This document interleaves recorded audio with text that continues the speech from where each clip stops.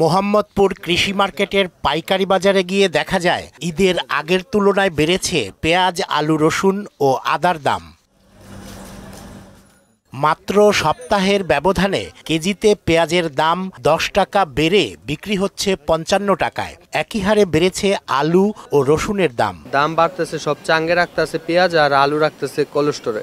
আলু দেশি পেঁয়াজ দোনটা স্টকে রাখতেছে। ঈদের আগে বাজার ছিল কম হাটে, এখন বর্তমান হাটে বাজার বেশি। পাইকারি বাজারে পণ্য কিনতে আসা ব্যবসায়ীরা জানান মূল্যবৃদ্ধির খড়গ পড়েছে ভোক্তার ঘাড়ে। খুচরা তো আমরা বিক্রি করতেছি পেঁয়াজ 60 টাকা কেজি। সুদবিহীন ব্যাংকিং এর আত্মশুদ্ধির পথ এনআরবিসি ব্যাংকের ইসলামিক ব্যাংকিং আল আমিন। আর আলু বেচতেছে 50 টাকা। আমি যে নিয়েছি 55 টাকা, এখন এটা নিতে নিতে আমার আরো 2 টাকা খরচা, 57 টাকা।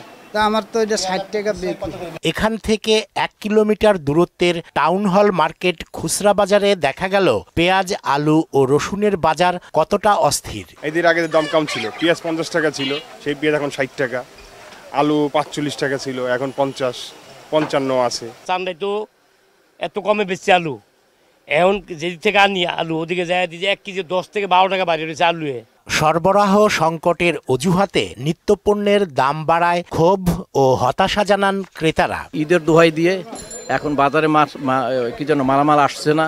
পণ্যমূল্য সহনীয় রাখতে উৎপাদন পর্যায়ে দাম কমানো জরুরি বলে মনে করেন মোহাম্মদপুর টাউন হল মার্কেট ব্যবসায়ী সমিতির সাধারণ সম্পাদক শাহজাহান খান। মূল জায়গায় যদি কম থাকে মনিটরিংটা কমান যাবে, যদি ওইখানে বেশি আনে দোকানদারকে তো মাইরা করা যাবে না।